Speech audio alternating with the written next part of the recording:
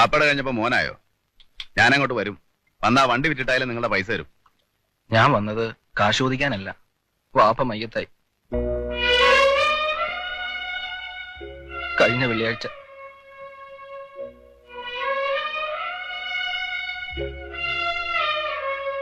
അത്താഴം കഴിച്ചിരിക്കായിരുന്നു. പെട്ടെന്നൊരു ഏമ്പക്കവും നെഞ്ചുവേദന ഉണ്ടായി. ആശുപത്രിയിൽ എത്തുന്നതിന് മുമ്പ് കഴിഞ്ഞ്. ഒന്നും അറിയിക്കായിരുന്നില്ല. പറ്റിയില്ല.